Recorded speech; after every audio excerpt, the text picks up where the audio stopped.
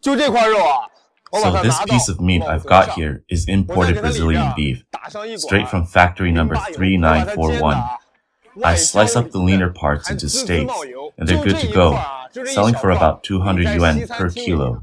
至少 The 要 slightly 你 less 98 primo cuts, I give 我 them 出 some 15 lymphatic oil 我还 infusion, 咔咔 then 几 they go 钱。 to the 这个 barbecue 是 joint, 来自巴 packaged up 西 as imported 394 marbled 工 beef. 厂生产的 Those can 进 still 口牛 fetch 柳 at 啊， least 表 98 面 yuan 瘦一 per 点的， kilo, 我把它 but my 切成 cost 牛 is 排， only around 我直 15 接可以 yen 卖 per 到 kilo. 200一 That 公斤， includes my 以 profit 上稍微 margin. 差一点的。 Not only can imported Brazilian beef be cleverly repackaged and marketed as premium marbled beef, but there are also instances of counterfeit beef being patched together to imitate the expensive Japanese Wagyu, deceiving consumers at expensive prices.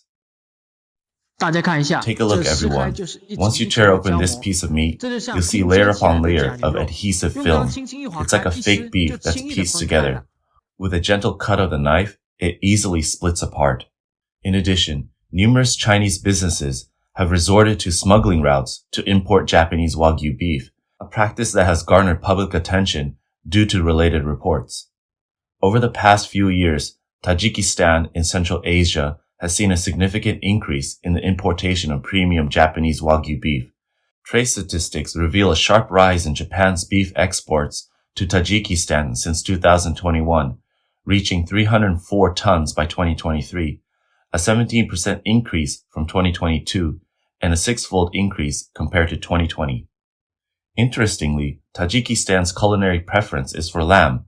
The Central Asia and Caucasus Division of the Ministry of Foreign Affairs Japan disclosed that although people in Tajikistan eat beef, beef consumption is not widespread in Tajikistan. The country also remains one of the most impoverished countries. This raises questions about the rationale behind Tajikistan's substantial imports of expensive Japanese beef. External investigations have unveiled Tajikistan's role as a mere transit point, with almost all imported Wagyu beef being resold to China.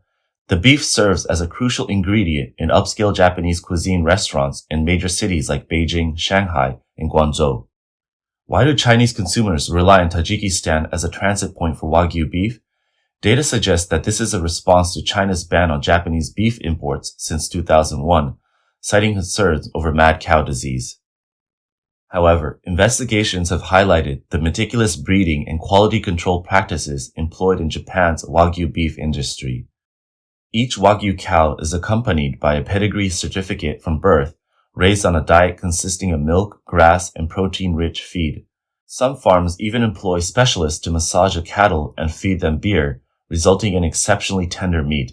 With nearly 2 million Wagyu cattle in Japan, only 3,000 meet the standards for market release each year, signifying their elite status in the industry. Hence, Wagyu beef is often hailed as the epitome of the beef world, renowned for its evenly distributed marbling, similar to patterns in marble. With the aromatic fat melding with the tenderness of meat, its juiciness renders it a highly sought-after delicacy worldwide. The Japanese government has consistently pushed for the expansion of Japanese food exports, targeting countries such as the United States, Hong Kong, and Southeast Asia. The exports include high-end products such as Hida beef and Kobe beef. In 2023, Japan's total beef exports reached 8,420 tons, marking a 13% increase from 2022. In terms of value, this represented an 11% increase, totaling approximately 57 billion yuan, equivalent to about 390 million US dollars. Meanwhile, Wagyu beef also holds significant potential in the Chinese market, as Chinese consumers who have tasted Wagyu beef during trips to Japan tend to have a strong affinity for it. Consequently, despite the official prohibition by the Chinese government, the Chinese people's fascination with Wagyu beef remains persistent. However, what can China do if it cannot be imported? This led to the emergence of origin relabeling. Origin relabeling is essentially what regulators refer to as illegal transshipment. This is where goods are exported to a third country that imposes additional tariffs or anti-dumping duties on goods originating from specific countries. To avoid these taxes, businesses choose to transfer goods to other countries without such tariffs before exporting them again, or they simply conduct minimal processing in a third country before re-exporting them without truly altering the product's origin. Although the specific criteria recognized by each country may differ, the underlying principles remain largely the same.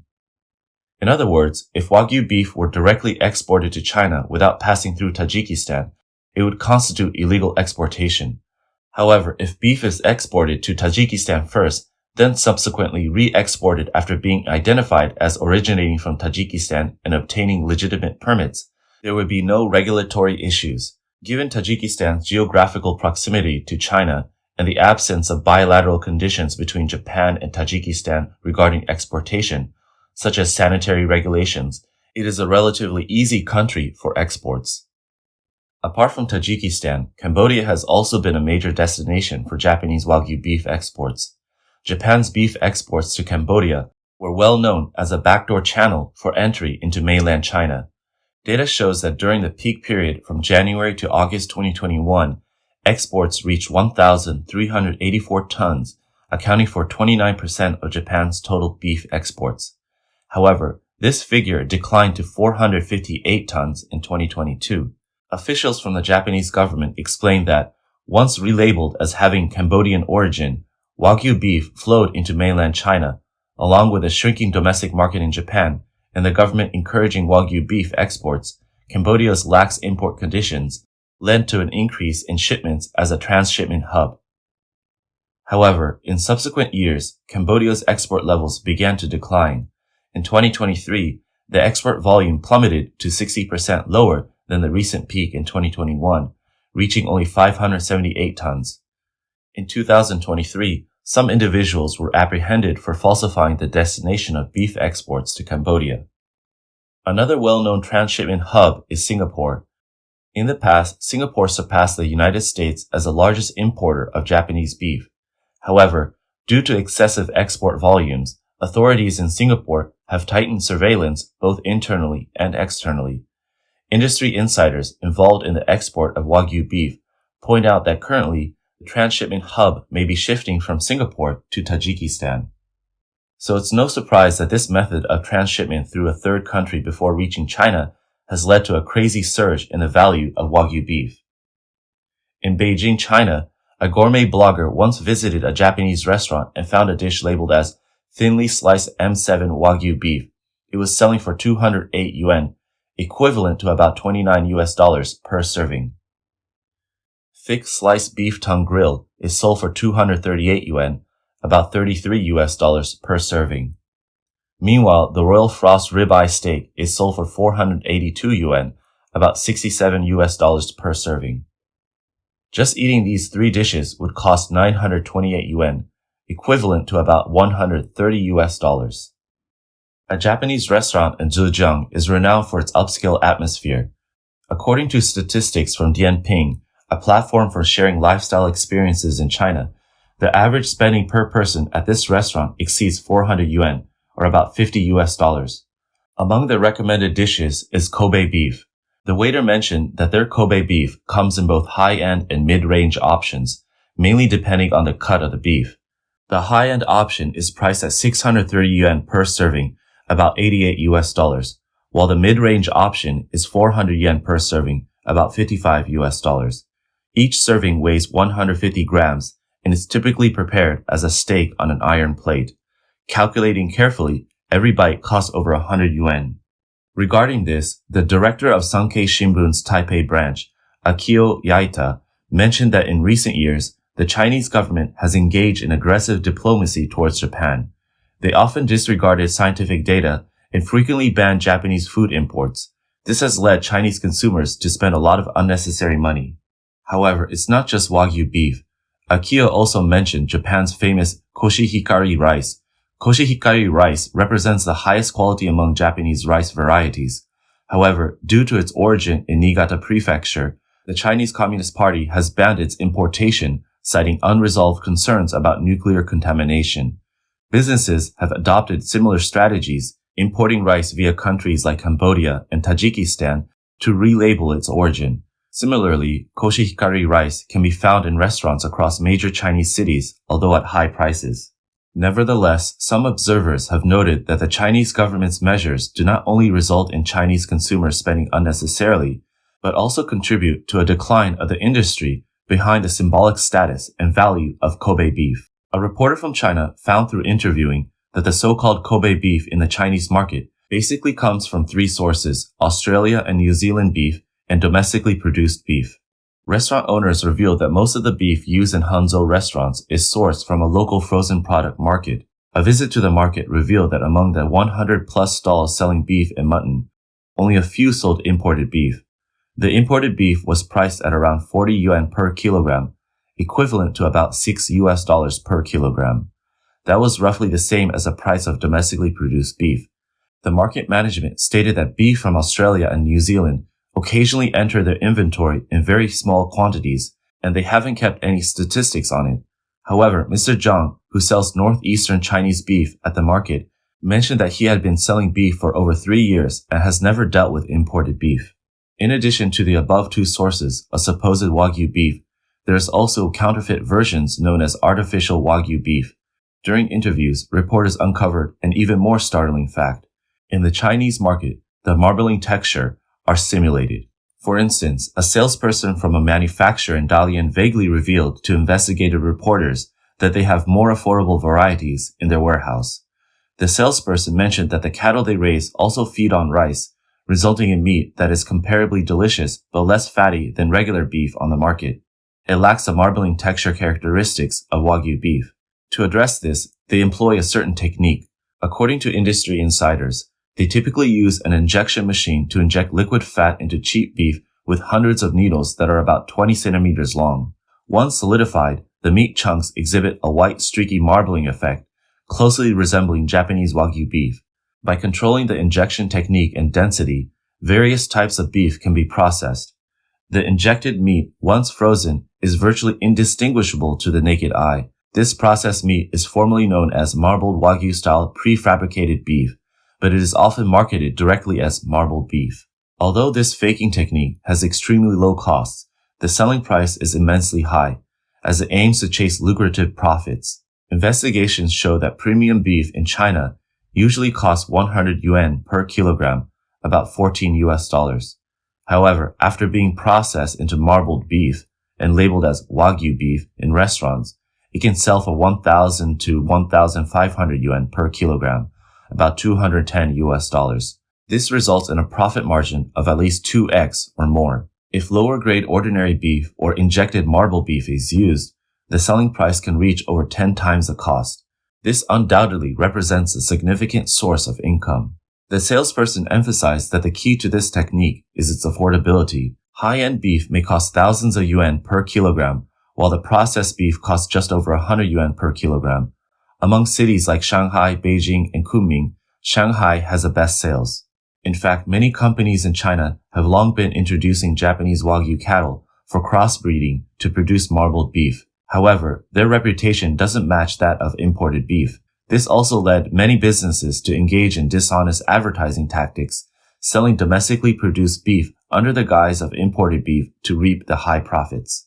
The Chinese government banned Japanese beef and seafood imports to pressure Japan economically. However, experts discovered that this move has backfired. It has become a boomerang that's harming the Chinese economy instead. In 2022, Japan's Ministry of Agriculture, Forestry, and Fisheries reported that China was a top importer of Japanese seafood and food products, accounting for 22% of the total. Following China, Hong Kong ranked second at 16%, with the United States coming third at 15%. Since China banned all Japanese seafood products in 2023 due to concerns over nuclear processing water discharge, Japan has been urgently seeking alternative export routes for scallops and other seafood products. In December 2023, Rahm Emanuel, the U.S. ambassador to Japan, led efforts to persuade Vietnam to import Japanese scallops and other seafood products, process them, and export them to the United States. When Japan's Ministry of Agriculture, Forestry, and Fisheries, Ichiro Miyashita, met with Emanuel, he expressed gratitude for his cooperation. Emanuel said that China's actions are not about public health or food safety issues, but rather economic intimidation. Japan is a friend of the United States, and collaboration is only natural. Following discussions between the U.S. Embassy in Japan and relevant Japanese departments, Japan's Ministry of Agriculture, Forestry, and Fisheries announced a decision that scallops for processing and export in China will be transferred to Vietnam. Subsequently, the Japan External Trade Organization, JETRO, initiated visits and investigations at facilities in Vietnam to ensure compliance with U.S. seafood import standards. Additionally, they recruited Japanese seafood processing companies to inspect these facilities early this year. The U.S. Embassy recommended 19 relevant facilities in Vietnam for this purpose. If the project proceeds smoothly, it will be a pleasant surprise for Vietnam to effortlessly gain a lucrative trade deal from the United States and Japan. However, for China, not only does the pressure on Japan's economy fall flat, but it also severs the export processing business of aquatic products to the United States. Moreover, as an alternative strategy to open up paths beyond China, Japan's Ministry of Economy, Trade, and Industry has invited seafood buyers from the United States, Canada, and other countries to visit Japan. They held business negotiations in Aomori, Iwate, Miyagi, and Fukushima prefectures. Inspections were conducted in Hokkaido, Tohoku, Kyushu, and other scallop and seafood production areas in February this year. Meanwhile, to mitigate the risk of over-reliance on the Chinese market, Japan is focusing on further expanding its market in the United States. JETRO announced the establishment of a new support base for Japanese food exports in Houston, Texas. This will be their third base in the United States. They aim to expand their market in the South. The other two bases are located in Los Angeles and New York. According to JETRO's survey, there is still significant room for development and opportunities for Japanese food in areas like the southern United States. This is particularly so in Texas, the second largest market in the U.S., with an economy totaling $2.4 trillion. The population in Texas has increased sharply, and the number of Japanese restaurants has significantly risen in recent years. Japanese cuisine such as ramen and rice balls are becoming popular there. Therefore, JETRO has high hopes for further expanding the Japanese food market. It is believed that against the backdrop of China's ban on Japanese food, this move aims to further open up the United States market and achieve diversification and export destinations. In fact, China's ban is not only targeted at Japan. In February 2021, China banned the import of Taiwanese pineapples, citing quarantine issues. In September of the same year, China's General Administration of Customs announced that quarantine pests had been detected multiple times in sugar apples and Java apples imported from the Taiwan region. Consequently, to prevent the risk of plant epidemics, they decided to suspend the import of sugar apples and Java apples from the Taiwan region to China from September 2021. Taiwanese legislator Lin Chun-shuen sarcastically remarked that while Taiwan's fruits are exported worldwide, it seems that only China is the most capable of finding various problems. Is it due to agricultural issues or political factors? The answer is clear to everyone. He pointed out that China's trade coercion has been played out twice. China believed that by banning imports, it could severely damage Taiwan's agricultural business and exert political pressure. However, this move has united the Taiwanese people to support their own agricultural products. Coupled with the excellent quality of Taiwanese fruits, which are renowned worldwide, they have successfully expanded their exports to Japan, South Korea, Singapore, and other higher-end consumer markets, thus turning the crisis into an opportunity. Another example is China's ban on Australian coal. In early 2020, in response to Australia's criticism of China's hindrance of the COVID-19 origin tracing efforts, China started to retaliate by targeting Australian goods. They imposed multiple bans including iron ore, beef, wine, barley, and lobster. The main goal was to plunge the Australian economy into a crisis. However, to China's surprise, Australia found coal substitute buyers in countries such as India, Japan, Taiwan, and South Korea, leading to a rapid rebound in coal exports. Moreover, due to soaring prices, Australian coal companies reaped huge profits, with export revenues doubling from 2021 to 2022.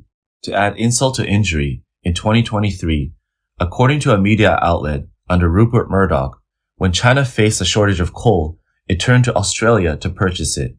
The report stated that a listed mining company on the Australian Securities Exchange, New Hope Corporation, confirmed that multiple Chinese buyers had contacted them within a month, hoping to strike a deal. However, New Hope Corporation was unwilling to supply coal to Chinese buyers as their coal was already flowing to other destinations, including Taiwan. According to experts, China is still using economic coercion and aggressive diplomacy. This indicates that China has overestimated its strength and underestimated the determination and ability of relevant countries and the international community to counter it. The failure of economic coercion against these countries proves that China's strength is superficial as its aggressive approach is backfiring. Therefore, continuing this wolf warrior diplomacy while ignoring the international trend will ultimately leave China isolated and surrounded by hostility.